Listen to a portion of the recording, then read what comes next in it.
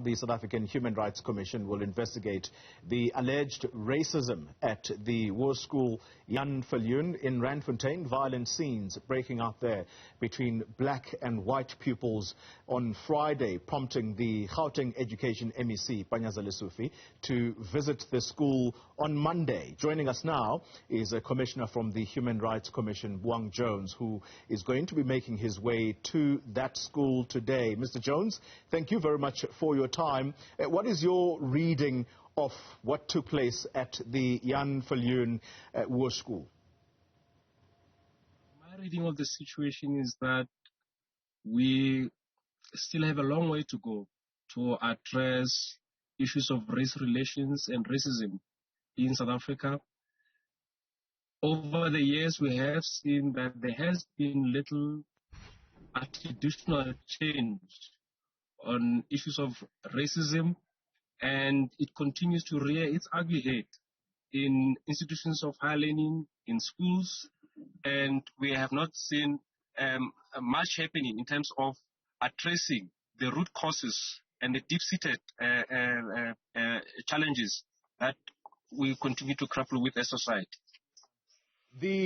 At least one diversity expert we spoke to yesterday, Asana Ngwasheng, laying this at the door of the government to say they have failed to try and see the back of racism in the country. What are your thoughts, particularly in previously Afrikaans schools transitioning in order to accommodate everybody? I think it has been a difficult transition. If you look at the teaching personnel in the former Model C schools, you still find that they are predominantly white, yet they have a student population which is predominantly black. And if you look at the curriculum, it does not seek to address the underlying causes of racism, it does not seek to educate learners about the need to embrace diversity. Diversity should be seen as an opportunity rather than a liability. We should be fostering public understanding of human rights in schools. We should be teaching kids about the history of South Africa.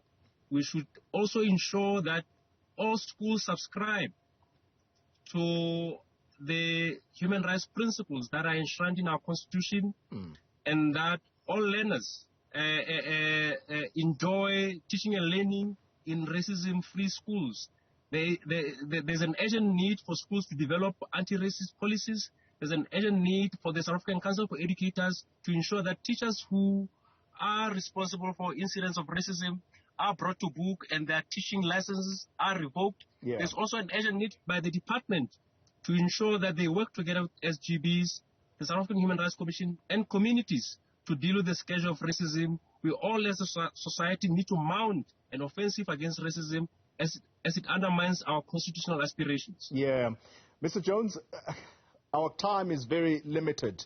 Can I get your quick comments on what one parent has just told us, who's actually at the school this morning, and that is that we need to teach our children to not see color, because what is happening at that school where black students feel victimized by their white counterparts, they're being called names which reminds them of what their parents tell them used to be back in the day.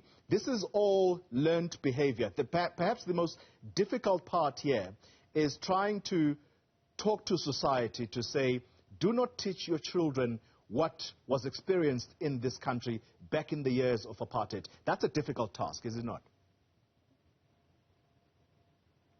It is a difficult task, and I think part of the review of the curriculum should seek to address this issue.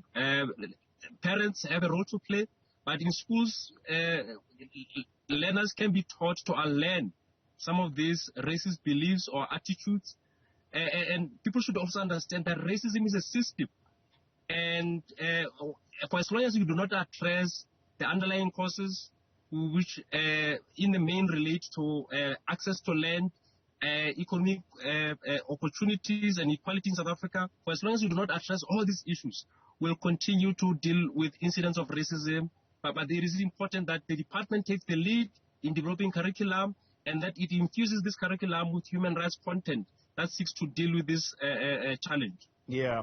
As we wrap up the conversation, you as the Human Rights Commission, I'm sure you will tell me that this is not the first case of its kind you're going to be dealing with. Based on previous experiences, therefore, what more can you do as the Human Rights Commission to try and address the issues that you are going to be dealing with there as you conduct this investigation? I think instead of reacting in a peaceful fashion to incidents of racism, we need to work with the Department for Education or even issue directives to the department to conduct a holistic assessment of race relations in schools with a view of finding lasting solutions. We can always use a resort to litigation, but it is not ideal. We have an important task of building this nation, of ensuring there's peaceful coexistence among racial groups. But it starts with the curriculum.